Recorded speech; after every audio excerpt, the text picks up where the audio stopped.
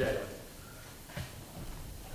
All right, first off, now that you've had kind of more time to look at the tape, where do you feel like, really worked for you and just one of some things you really want to work on leading up to the next game? Yeah, I think I did a pretty good job just being able to get the ball in my playmakers' hands and let them do what they do, especially just the quick little touches for them and letting them block for each other in space and, just finding completions.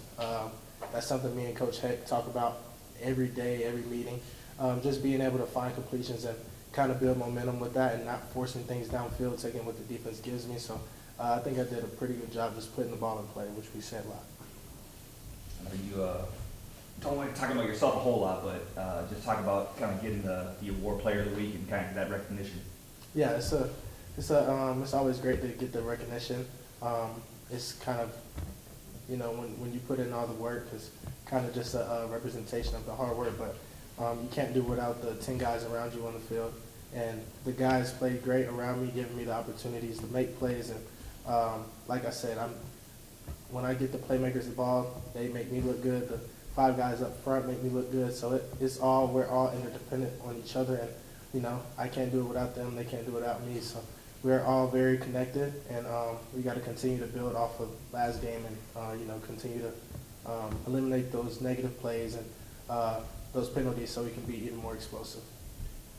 Yeah, you look at the offensive line, obviously, it was reshuffled quite a bit. Had your number 3 center in there. How happy were you with their performance, whether they played in front of you Saturday? Yeah, definitely. We have a lot of moving pieces. O-line is a physical position that players get banged up all the time, and they did a great job stepping into those new roles and everybody being on the same page. And, like you said, the number 3 center was in. He came in and he started his role. He did his job, and we were very pleased with his performance. And he got everybody on the same page. He was pushing the tempo, so that was a bright spot for us. And like I said, people had to step in new roles and play different positions up front, and they did a very good job communicating with each other, pushing for the running back, and then also giving me a great pocket to give the playmakers the ball. So they did a really good job. How beneficial is it for you having some extra days to work with in terms of rest, recovery, everything in between to get ready for next Tuesday? Yeah, we've been all football, wall to wall since fall camp really, and then 6 games straight. So it's a good time to kind of relax and reset, and then kind of get your mind frame back. And then tomorrow and today I'm kind of going to jump into South Dow after yesterday, kind of taking a refresh break, getting ahead on some homework and things like that. So yeah, it's great to kind of kick your feet up for a few hours and just relax. But it's time to get rolling for South Dow next week. I asked Coach the other day, during a losing streak, I think you guys had only scored 5 offensive touchdowns over the 4 games, and it just, the offense was just tough, and you guys were settling for a lot of field goals. But then in the last 6:40 of the game last week, you guys scored 3 touchdowns. So, just what clicked there, and what was the biggest difference between what we'd seen in the previous weeks and you guys being able to finish off those drives with touchdowns? Something we talked about yesterday, actually, in an offensive unit meeting. Every time we scored on Saturday, there were no negative yardage plays and no penalties, and that's a direct correlation to being positive. You get behind the sticks, it's hard to overcome that, especially being like 1st and 20 off a holding call or false start.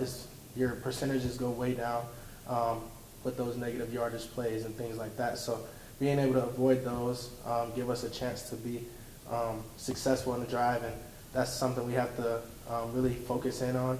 And when we do, you can see what happens, and everybody being on the same page. I think that's the main part. Just everybody doing their 1/11th and eliminating those negative plays. Do you expect to be as much a part of the running game moving forward as you were last weekend? You averaged 19 carries, and some of those were scrambles, but there were a lot of design runs in there too. Yeah, it's definitely a game plan, but each team has their strengths and weaknesses on defense, and it's a week-to-week basis. So we'll hop into the film and see how we need to attack their defense. But it's a defense that we've struggled with in the past, not putting up the amount of points we would like to. So these extra days to jump into the film and kind of get ahead on the game plan is something we're going to take advantage of for sure. Like I said, it's still, early. Obviously, you don't play till Tuesday, so you're still early in your process. But just what are your early impressions of this year's version of the South Alabama defense? And then also, like I asked Coach, just having the opportunity to go back to Mobile, where you guys won the bowl game and playing that same stadium. Just good vibes with that. With that feeling. Yeah, they play very hard. They have good personnel.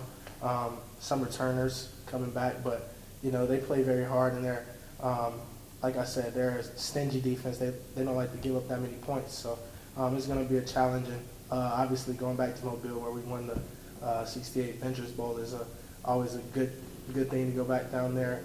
We get to play against one of our old teammates in Miller McCrumbie, who plays tight end there. So it's going to be a good setting. Tuesday night game, the only game on. So it's going to be a good opportunity, and it's going to be a lot of fun for sure.